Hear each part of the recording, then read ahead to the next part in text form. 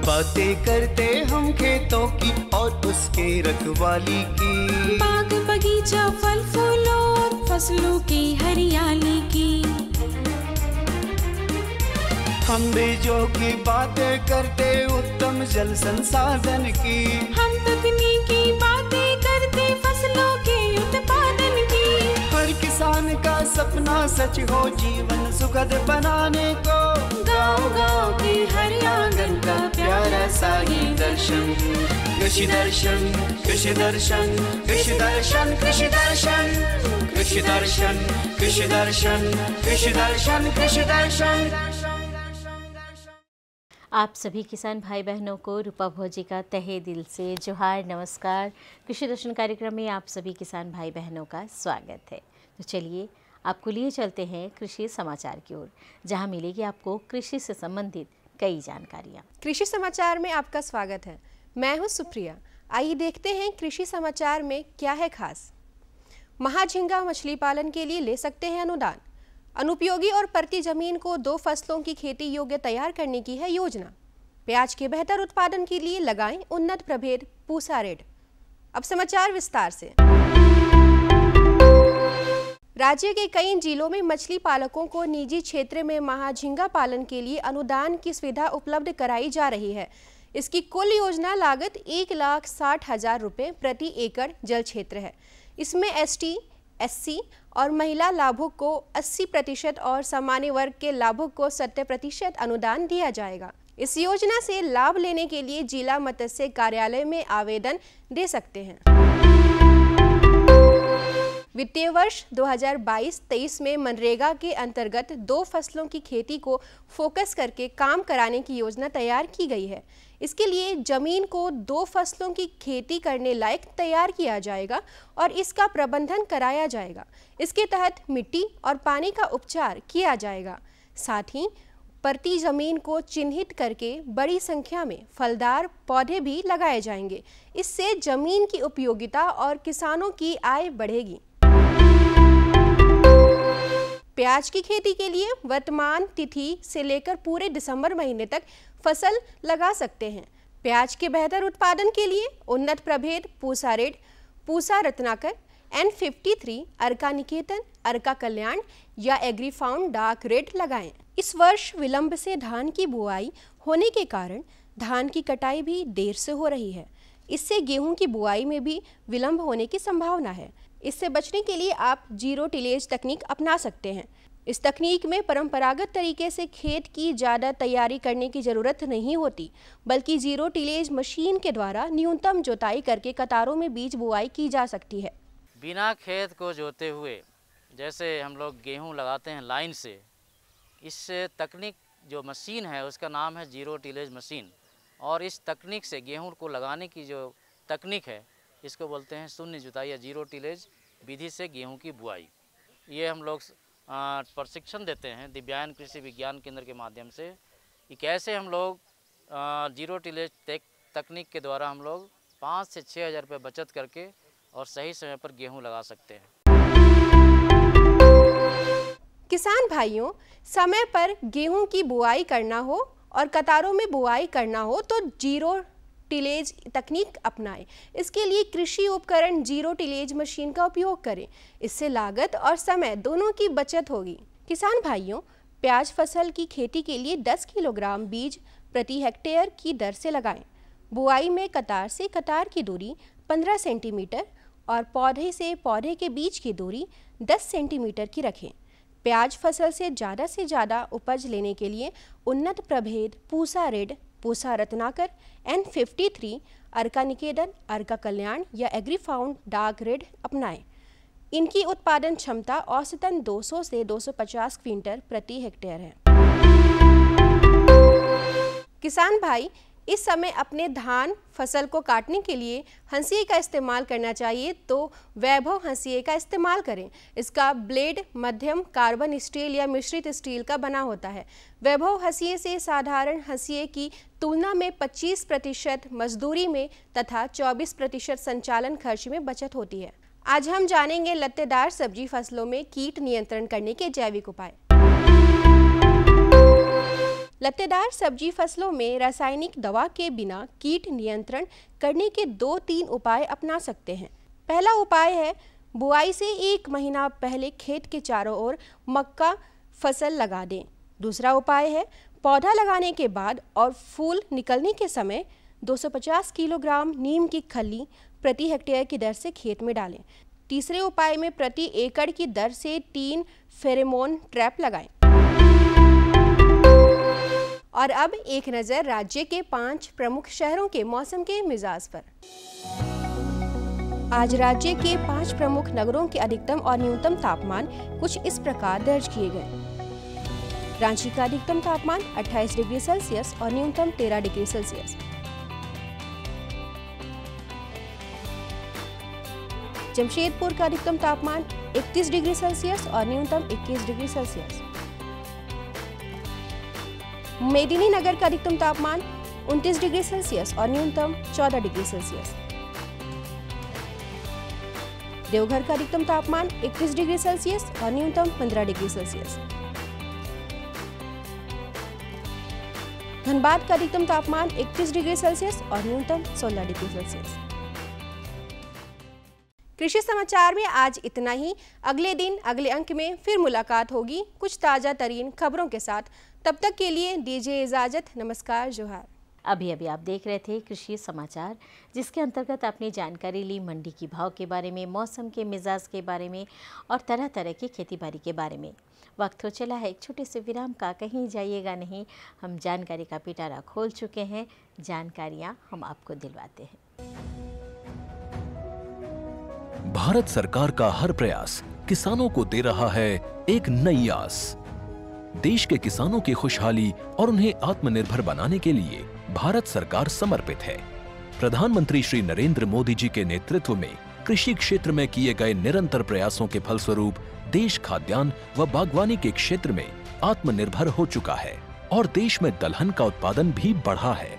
इसी तरह भारत सरकार ने खाद्य तेलों के उत्पादन को बढ़ाने के भी अनेक प्रयास किए हैं। इसी क्रम को आगे बढ़ाते हुए माननीय प्रधानमंत्री श्री नरेंद्र मोदी जी के नेतृत्व में भारत सरकार ने दूरदर्शी निर्णय लेते हुए राष्ट्रीय खाद्य तेल मिशन ऑयल पाम की शुरुआत की है। इस मिशन से देश भर के किसानों को बहुत लाभ मिलेगा। कृषि के पूंजी निवेश में वृद्धि होगी, खाद्य तेल आयात पर देश की निर्भरता कम होगी और रोजगार के नए अवसर पैदा होंगे। खाने के तेल में आत्मनिर्भरता के लिए अब राष्ट्रीय खाद्य तेल मिशन ऑयल पाम का संकल्प लिया गया है। इससे किसानों को तो सीधा लाभ होगा ही, गरीब और मध्यम वर्ग के परिवारों को सस्ता और अच्छी क्वालिटी का तेल भी मिलेगा। यही नहीं, ये मिशन बड़े स्तर पर रोजगार का निर्माण करेगा। इस मिशन के अंतर्गत ऑयल पाम का रकबा और पैदावार बढ़ाने पर जोर देने के लिए सरकार ने 11,000 करोड़ रुपए से अधिक की सहायता राशि निर्धारित की है। मिशन के तहत सरकार ने ऑयल पाम की खेती के लिए रोपण आदि की सहायता में बढ़ोतरी करते हुए पहले मिलने वाले 12,000 रुपए प्रति हेक्टेयर को बढ़ाकर 29,000 रुपए प्रति हेक्टेयर तक कर दिया है। ऑयल पाम के पुराने बागों के पुनरुद्धार के लिए 250 रुपए प्रति पौधा के हिसाब से विशेष सहायता दी जा रही है। पौधारोपण सामग्री की कमी दूर करने और बीजों की पैदावार करने वाले बागों को भी सहायता दी जाएगी। इसके तहत 15 हेक्टेयर ऑयल पाम उद्यान के लिए 80 लाख रुपए तक की सहायता राशि दी जाएगी। इसके अलावा नर्सरी विकास के लिए 40 लाख रुपए तक तय किए गए हैं। पूर्वोत्तर और अंडमान राज्यों के लिए विशेष सहायता का भी प्रावधान है। ऑयल पाम के किसान ताजे फलों के गुच्छे यानी FFB का उत्पादन करते हैं, जिनकी वर्तमान में कीमतें अंतर्राष्ट्रीय मूल्यों में उतार चढ़ाव के आधार पर तय होती हैं। पहली बार केंद्र सरकार ताजे फलों के गुच्छे की कीमत के लिए किसानों को आश्वासन दे रही है। ये व्यवहार्यता मूल्य यानी VP कहलाएगा, यानी किसानों को कोई घाटा नहीं होने दिया जाएगा। व्यवहार्यता मूल्य VP तय करने की शुरुआत 1 नवंबर से होगी और अगले वर्ष 31 अक्टूबर तक जारी रहेगी।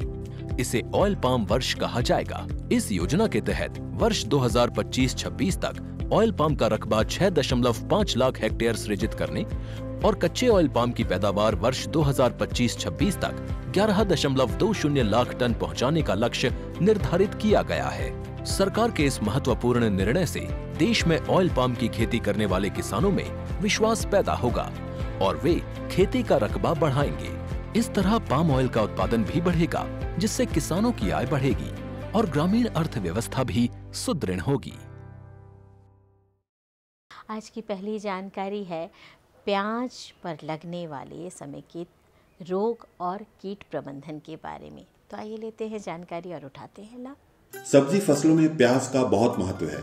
ये एक नगदी फसल है जिससे किसानों को अच्छी आमदनी प्राप्त होती है। अतः जो किसान भाई इसकी खेती करते हैं उन्हें इसकी विशेष देखभाल करनी चाहिए। उचित देखभाल की कमी की वजह से इनमें कीट और बीमारियों का खतरा बढ़ जाता है। अपने प्रदेश झारखंड में प्याज में लगने वाले कुछ प्रमुख कीट हैं थ्रिप्स, माइट्स तथा मैगट। इसी तरह से यहाँ इनमें कुछ बीमारियां भी लगती हैं, जैसे बैंगनी धब्बा तथा अंगमारी। खास करके हमारे राज्य में प्याज की खेती होती है और किसान भाई काफ़ी मेहनत करते हैं, अच्छा बीज खरीदते हैं, उसमें खाद भी डालते हैं, मेहनत भी करते हैं और अगर फसल सुरक्षा के प्रति ध्यान नहीं देते हैं तो उनको काफ़ी नुकसान हो जाता है, क्योंकि इनका बीज भी महंगा आता है। तो मैं किसान भाई को ये कहना चाहूँगा कि कुछ ऐसा करें कि उसमें कीट का प्रकोप ना के बराबर हो। ऐसी हमने पद्धति अपनाए शुरू से ही, बीज बोने से लेकर फसल तैयार होने तक के लिए। और जहाँ तक प्याज में जो कीट व्याधि लगते हैं, इसमें मुख्यतः हमारे राज्य में 3 तरह के कीड़े लगते हैं। जो सबसे नुकसान देने वाला कीड़ा है, एक थ्रिप्स है, जो कि पत्तियों से रस चूसता है और पत्ते बहुत कमज़ोर हो जाते हैं और पत्तियाँ ऊपर से सिकुड़ जाएगी, मुरझा जाएगी, उसका प्रकोप होता है। और अभी जो मौसम का बदलाव हो रहा है, इसमें माइट्स का प्रकोप दिख रहा है। जो चींटी होती है, एक माइट्स होती है, वो भी पत्तियों से, फूलों से, सभी से, कोमल पार्ट से रस चूसती हैं, चुन करके वो नुकसान पहुंचाती हैं। और दूसरा एक होता है मैगट, बल्ब मैगट होता है, जो कि प्याज के कंदे को भी, टहनियों को भी तना होते हैं, उसको खा करके काफ़ी नुकसान पहुंचा जाता है। और रही बात बीमारी की, तो यहाँ पर मुख्यतः 2 तरह की बीमारियाँ लगती है। एक होता है बैंगनी धब्बा, तो जैसा कि नाम ही बैंगनी है, पत्तियों पर बैंगनी रंग के धब्बे बनेंगे और उससे भी काफ़ी होता है कि उससे काफ़ी नुकसान होता है और पौधे की बढ़वार रुक जाती है, पौधे कभी कभी अधिक प्रकोप होने मुरझा जाते हैं, उससे भी काफ़ी नुकसान होता है। और एक होता है अंगमारी, उसमें पत्तियों पर पीले रंग के धब्बे बनते हैं, जो नारंगी रंग के भी हो जाते हैं, बाद में धब्बे मिल के बड़े हो जाते हैं, पत्तियों के दोनों सतहों पर भी दिखते हैं वो, और उससे भी काफ़ी वो नुकसान होता है। तो ये इसी तरह से मतलब 3-4 तरह की बीमारियाँ लगती है। प्याज की फसल को यदि रोग मुक्त रखना है तो इसके लिए यह आवश्यक है कि इसकी तैयारी शुरू से ही की जाए। इसके लिए बेहतर होता है कि खेत की तैयारी करते वक्त किसान भाई अपने खेतों में पोटाश का प्रयोग करें। यदि वे 60 किलो प्रति हेक्टेयर की दर से अपनी भूमि पर पोटाश का प्रयोग करते हैं तो पौधों में रोग और कीटों से लड़ने की क्षमता बढ़ जाती है। रोग और कीटों से बचाव में बीजोपचार भी महत्वपूर्ण भूमिका निभाती है। अगर बीज जब लगाते हैं किसान भाई, तो उसी समय बीज डालते समय ही हम कुछ ऐसा कर लें। आज के समय में सबसे बढ़िया ये है कि पहले बहुत अच्छी तरह से खेत को तैयार करें और जहाँ भी आप प्याज की खेती करते हैं तो उसमें पोटाश का जरूर प्रयोग करें। जो उसकी रिकमेंडेड है नाइट्रोजन फास्फेट पोटाश 60 kg प्रति हेक्टेयर करके उसको डालें, क्योंकि अगर हम पोटाश का प्रयोग करेंगे तो बहुत सारे जो हैं कीट बीमारियों से पौधों को लड़ने की क्षमता मिलती है और स्वतः उससे भी नियंत्रण हो जाता है। और जब किसान भाई अगर बीज लगाते हैं तो पहले बीज उपचार करें। एक आता है ट्रोगोडर्मा विरिडी, उसकी 5 kg ले लें 1 हेक्टेयर के लिए मैं बता रहा हूँ, और उसको कंपोस्ट जहाँ रखे हैं आप मिला करके छायादार में आप रख दीजिए। जितना 1 हेक्टेयर में कंपोस्ट आप जितना भी डाल रहे हैं उसमें मिला दीजिए और मिलाने के उपरांत आप उसको खेतों में बिखेर दीजिए। इससे क्या होगा कि बहुत सारी बीमारियाँ जो शुरू में ही रुक जाएगी। किसान भाइयों, प्याज में लगने वाले थ्रिप्स नामक कीट से बचाव के लिए बिचड़े लगाने से पहले क्लोरोपाइरीफॉस नामक दवा से उपचारित करना बेहतर होता है। इसके बावजूद यदि खड़ी फसल में इनके लक्षण दिखाई देते हैं तो किसान भाइयों को नीम से निर्मित दवा के घोल का छिड़काव कर देना चाहिए। इससे इनके नियंत्रण में काफी मदद मिलती है। और दूसरी बात यह है कि शुरू में जो थ्रिप्स आता है, भूमि में मैगट आते हैं, उससे बचाव के लिए जो कार्बासल्फान नाम की एक दवा आती है उसकी जो है उससे बीज का उपचार कर दें। मतलब उसके घोल बना लें 2 ml या 2 में 1 लीटर पानी में डाल करके, और जब प्याज को तो पहले बिचड़ा तैयार करते हैं, बिचड़ा तैयार करते हैं तो उसमें कम से कम 2 घंटे डुबा दें उस घोल में। अगर वो हो गया, वो नहीं मिला तो क्लोरोपाइरीफॉस है, उसकी भी 5 मिलीलीटर मात्रा को 1 लीटर पानी में मिला करके रख लें। उसमें जड़ को उसको आप 2 घंटे डुबा दें, डुबाने के उपरांत उसको आप करें। तो प्याज में सबसे महत्वपूर्ण बात है कि देखिए किसान भाई हमारे छोटे छोटे बेड बनाते हैं और एक सबसे अच्छा उपाय है थ्रिप्स से बचने के लिए कि जहाँ भी आप प्याज लगा रहे हैं जिस भी खेत में, उसके खेत के चारों तरफ बॉर्डर में 2 लाइन मक्के के लगा दें। उससे क्या होता है कि जो थ्रिप्स मक्के हो जाएंगे तो जो थ्रिप्स जो दूसरे जगह से उड़ करके आता है तो करके तो उससे उसके वजह से भी थ्रिप्स भागता है, दूर भागता है, तो उसमें हमारा फसल में ये आएगा नहीं। तो इस प्रकार से भी हम काफ़ी हद तक उसको हम बचाव कर सकते हैं। जो मुख्यतः कीड़ा जो थ्रिप्स है उसके लिए थ्रिप्स है रस चूसने वाला कीड़े। अगर आप देखें किसान भाई कि थोड़ा बहुत कीड़ा लग गया है, पौधों पर उसका लक्षण दिख रहे हैं, तो नीम से निर्मित दवा जो आती है हमें एजाडाक्टिन, उसकी 1500 ppm की दवा जो आती है उसकी 1 ml मात्रा को 1 लीटर पानी में मिला करके आप उसका छिड़काव करें तो उससे भी काफ़ी बचाव हो जाता है। प्याज की फसल में यदि बैंगनी रंग के धब्बे नजर आने लगे तो इसका मतलब है कि इनमें बैंगनी धब्बे रोग का प्रकोप हो गया है। अतः इससे बचाव के लिए जिनेब नामक दवा के 2 ग्राम को 1 लीटर पानी में मिलाकर उसके घोल का छिड़काव करना चाहिए। 2 तरह की बीमारियां लगती है, एक बैंगनी धब्बा लगता है, जो पत्तियों पर बैंगनी रंग के धब्बे बनते हैं और वो जब धब्बे अधिक मात्रा में बन जाते हैं तो पौधे अपना भोजन नहीं बना पाते हैं और पौधे सूखने लगते हैं। अगर उसका आपको प्रकोप दिख जाए तो किसान भाई जिनेब जो आती है उसकी 0.01% मात्रा को आप छिड़काव करें और इससे काफ़ी बचाव हो जाएगा। जिनेब का जो है 2 ग्राम ले लें और उसे 1 लीटर पानी में मिला करके आप उसका छिड़काव करें तो उससे उस बीमारी का निदान हो जाता है। दूसरा जो अंगमारी बीमारी है जिसमें पीले रंग के धब्बे बनते हैं, जो नारंगी रंग के धब्बे बनते हैं, तो अगर उसका प्रकोप दिखता है तो किसान भाई टिल्ट की है 2% का छिड़काव करें, उससे भी काफ़ी बचाव हो जाता है। तो अब वही 2 बीमारियाँ, बाकी मुख्यतः हमारे राज्य में खास करके मौसम बदल रहा है, इस प्रकोप से थ्रिप्स का प्रकोप बहुत होता है। थ्रिप्स तो बहुत छोटे छोटे कीड़े होते हैं, वो पत्तियों से रस चूसते हैं जिससे पौधे की बढ़वार हो जाती है, उनसे उनका बचाव करना बहुत जरूरी है। किसान भाई यदि जैविक पद्धति से अपने प्याज की फसलों को रोग एवं कीटों से बचाना चाहते हैं तो वे बिचड़े को प्रोवोडर्मा विरिडी से उपचारित करें।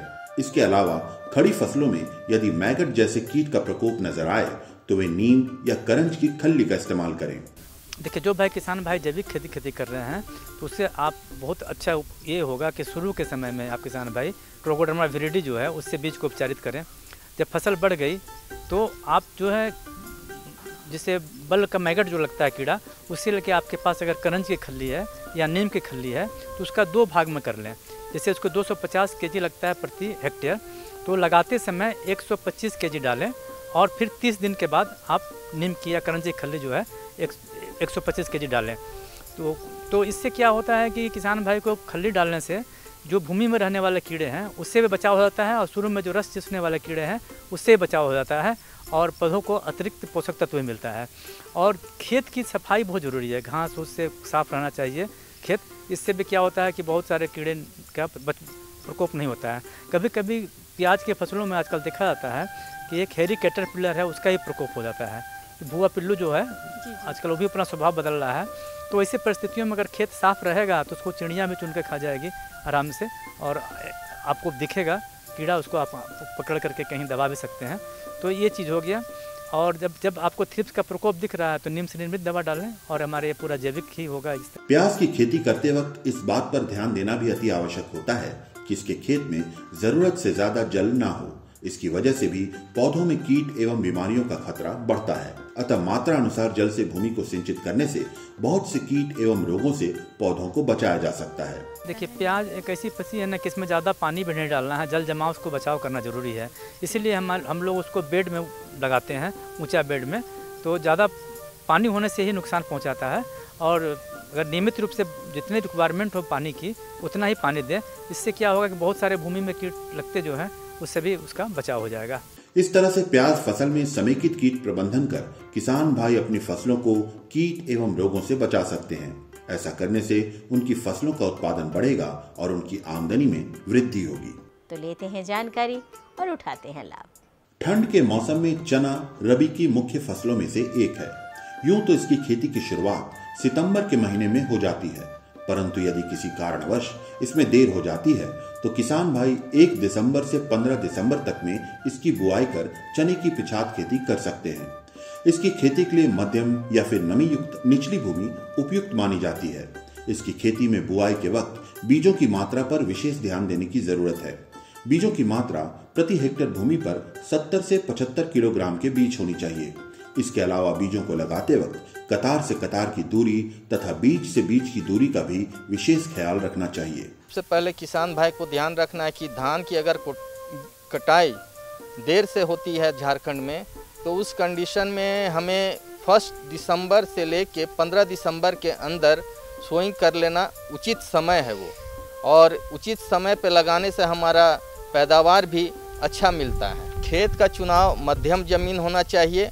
अगर मध्यम ज़मीन खाली नहीं हो तो निचली ज़मीन में अगर पर्याप्त नमी है तो उसको भी आप यूज़ कर सकते हैं। और यूज़ करने के लिए आपको पहले खेत का चुनाव कर लिए, उसके बाद वो आप उसको जुताई 2 से 3 बार गहरी जुताई कर लें, और जुताई करने के बाद आप पाटा ज़रूर चलाएं। भाई किसान भाई छिड़क के ना मतलब छिड़काव करके चना न लगाएं, इसे वैज्ञानिक तरीके से लगाएं, जिसमें कि कतार में लगाएं, और कतार से कतार की दूरी जो हो 30 सेंटीमीटर और पौधे से पौधे की दूरी 10 सेंटीमीटर। ऐसा करने से क्या होता है कि किसान भाई छींट के चले आते हैं और उसके बाद चिड़िया भी चुग जाती है, कहते हैं कि कैसा सीड दिए, जर्मिनेशन नहीं हुआ। तो इसका हमेशा ध्यान रखें कि कतार में लगाएं और वो एक कोना से दूसरे कोने रस्सी सीधा कर लें, और रो में आप दूरी के हिसाब से लगाएं। हाँ, दूरी के हिसाब अंदाज एक कर लें कि 10 सेंटीमीटर पे हम बीज गिरा रहे हैं। ऐसा करने से क्या होता है कि जो पौधा निकलता है उसको उचित मात्रा में खाद भी मिलता है और बढ़वार भी अच्छी होती है। किसान भाइयों, चने की पिछात खेती में बीजों की अहम भूमिका होती है। इसी पर फसलों का उत्पादन निर्भर करता है। अतः बीजों के प्रभेद का चुनाव अपने प्रदेश के वातावरण के अनुकूल करना बेहतर होता है। अपने झारखंड प्रदेश में GNG 2144, पंतग्राम 5, पंतग्राम 114, KPG 59 तथा JG 14 चने के उत्तम प्रभेद माने जाते हैं। इन प्रभेदों के बीजों की उत्पादन क्षमता काफी अच्छी होती है। यहाँ के लिए एक GNG 2144 है लेट पिछात खेती के लिए, पंतग्राम 5 है 114 है, और KPG 59 एंड JG 14, जो कि JG 14 जो हीट टॉलरेंट भी है। ये अगर लेट लगती है तो ये इसमें जैसे फरवरी में टेम्परेचर अचानक शूटअप कर बढ़ने लगता है, तो उसको ये टॉलरेट करने की उसमें JG 14 में क्षमता है। सबसे पहले तो मैं कहूँगा किसान भाई को कि समय से ज़रूर बुआई करें। ज़्यादा अगर विलम्ब करेंगे पिछात की खेती के लिए 1 दिसंबर से 15 दिसंबर उपयुक्त समय है। अगर उसके बाद आप करते हैं तो आपको उपज में कमी महसूस जरूर होगी। और सबसे पहला है कि ये दूसरी बात है कि किसान भाई हमेशा तैयार रहें कि हम समय पे लगा लिए, लेकिन उसका जो रख रखाव, जो पौधे को एक बच्चे को जिस तरह माँ पाल पोस के बड़ा करती है, उस तरह हमको पौधे को रख रखाव में हमेशा सतर्क रहना। जैसे हमने बताया खरपतवार को उसकी अच्छी बढ़त हो इसके लिए, और खाद का बैलेंस उचित मात्रा ही डालें, ज़्यादा ना डालें। आप ज़्यादा डालेंगे तो आपकी लागत बढ़ेगी और जलेगा भी, और ज़्यादा नुकसान भी होगी। यूरिया चूँकि इसमें है कि चने में कम से कम यूज़ करते हैं। ऐसा क्यों कि उसके गांठ में एक नोड्यूल बनता है, जो नोड्यूल है वो वायुमंडल से वो हवा लेके अपने जमीन में वो फिक्स कर लेता है। जब उसकी ज़रूरत होती है वो पौधे को वो देता है। हर किसान ये चाहता है कि उनकी फसलों का उत्पादन बेहतर हो तथा उसमें किसी तरह के रोग एवं कीटाणुओं का प्रकोप न हो। इसके लिए उन्हें शुरुआत से ही कदम उठा लेनी चाहिए। बीजों की बुआई से पहले उनका उपचार कर लेने से फसलों को रोग एवं कीटाणुओं के खतरे से बचाया जा सकता है। अतः इसके लिए उचित दवा का मात्रा अनुसार उपयोग कर बीजों को उपचारित करना बेहतर होता है। बीज को जरूर उपचार करें किसान भाई। इससे जैसे उकठा रोग है और दीमक का जहाँ प्रकोप है, उसके लिए जरूर बीजोपचार करना चाहिए। बीजोपचार का पहला है कि इसमें फफूंदनाशक जैसे थीरम, बेविस्टिन, वीटावेक्स पावर, ये अगर आपको तीनों में से कोई एक उपलब्ध है तो इसको उचित मात्रा यानी 1.5 से 2 ग्राम प्रति किलो बीज में मिलाएं, और दीमक के प्रकोप के लिए क्लोरपाइरिफॉस 1.5 से 2 ml प्रति किलो बीज को उपचार करें। और लास्ट में हम इसको कहते हैं कि जीवाणु खाद से, जैसे राइजोबियम, चना के लिए राइजोबियम कल्चर हमारे विश्वविद्यालय में बनता है, उसका प्रयोग करें। इसके उपयोग से क्या होता है कि 15% उपज में वृद्धि होती है। अवस्था में? देखिए, अगर किसान भाई के पास उचित नमी नहीं है, अगर नमी है तो सिंचाई की ज़रूरत नहीं है, अगर नमी नहीं है तो बुआई करने के बाद एक सिंचाई जरूर डालें, और दूसरी सिंचाई फूल आने से पहले, और तीसरी सिंचाई इसको फली लगने के बाद करें। मतलब कि 2 ही सिंचाई चना के लिए काफ़ी है। बुआई के समय ही किसान भाई इसमें 12 किलो यूरिया प्रति हेक्टेयर, 110 किलो DAP और 40 किलो पोटास अवश्य डालें। ये बैलेंस न्यूट्रिएंट है पौधे के लिए। इससे अगर ज़्यादा आप डालते हैं तो आपका लागत बढ़ेगा, इसलिए उचित मात्रा ये प्रति हेक्टेयर मैंने जो बताया इसको ध्यान में रखते हुए आप यूज़ करें उर्वरक का। जैसे जैसे फसलों की बढ़वार शुरू होती है वैसे वैसे इनमें खरपतवार तथा कीट आदि की समस्याओं की संभावना भी बढ़ जाती है। खरपतवार के नियंत्रण के लिए बुआई के 30 से 40 दिनों के पश्चात पहली निकाई गुड़ाई तथा 40 से 60 दिनों के पश्चात दूसरी निकाई गुड़ाई कर देनी चाहिए। इसके अलावा इनमें लगने वाले फली छेदक कीट के लिए इंडोक्साकार्प तथा लाही की रोकथाम के लिए मेटास्टॉक नामक दवा का मात्रा अनुसार प्रयोग करना चाहिए। सबसे ज्यादा तो किसान भाई फली छेदक कहते हैं उसको। तो फली छेदक को रोकने के लिए इंडोक्साकार्प है, जो कि 1.5 से 2 ml प्रति लीटर पानी में मिला के उसका छिड़काव करें, और 15 दिन के अंतराल पे इसको करें। इससे बहुत हद तक ये चना छेदक का जो बीमारी है वो कंट्रोल हो जाएगा। किसान भाइयों, फसलों के पक जाने के बाद इनकी कटाई कर देनी चाहिए और एयर टाइट कंटेनर में इनका भंडारण कर देना चाहिए। इस कंटेनर में सिंधुवार पत्ती, नीम पत्ती तथा सेल्फॉस टैबलेट आदि का प्रयोग अवश्य करना चाहिए। इससे इनमें कीड़े लगने की संभावना बिल्कुल नगण्य हो जाती है। देखिए, जब भंडारण का उचित समय है, देखें कि पौधा पीला हो गया है और एक दाना आप खा कर देखें कि अगर आपके दांत से लड़ रही है वो, मतलब कट कट आवाज हो रही है, तो समझे कि ये उचित समय है। अगर थोड़ा कम कर रही है तो आप काट कर उसको धूप में सन ड्राइंग जिसे करते हैं उसको आप सुखाएं, और उसके बाद फिर खा के देखें कि अगर दांत से कट कट लड़ रही है आपसे दांत से, तो उसको उचित समय आप भंडारण करें। और भंडारण के लिए आप एयर टाइट कंटेनर रखें, जिसमें आप घरेलू उपचार जैसे वो सिंधुवार पत्ती, नीम पत्ती और सेल्फोस टैबलेट ये सब डाल के एयर टाइट रखें। वो कभी कीड़ा नहीं लगेगा आपको। इसमें ब्रूचिड जो कि है बहुत ही ज़्यादा दलहनी क्रॉप को बर्बाद करती है। इस तरह से पिछाग चने की खेती में वैज्ञानिक पहलुओं का ध्यान रखकर किसान भाई इसका अच्छा उत्पादन ले सकते हैं और अपनी आमदनी बढ़ा सकते हैं। अच्छी थी ना जानकारियाँ हमारे पास और कई हैं, लेकिन जैसा कि आपको पता है वक्त की कमी है। अगली जानकारी अगले अंक में हम आपको ज़रूर दिलवाएंगे, ये हमारा वादा रहता है। तो अगले अंक का इंतज़ार करें और फटाफट कागज़ और कलम उठाएं और हमारा पता नोट करें, ताकि आप अपने सुझाव और समस्या हम तक लिखकर भेज सकें। हमारा पता है कार्यक्रम कृषि दर्शन, कृषि प्रकोष्ठ द्वारा केंद्र निदेशक, दूरदर्शन केंद्र, रातू रोड, रांची, पिन संख्या 834001। तो हमें रहता है आपके ख़तों का बेसब्री से इंतज़ार। और हाँ, आप हमसे फेसबुक और ट्विटर पर भी संपर्क कर सकते हैं। तो अब दीजिए इजाज़त।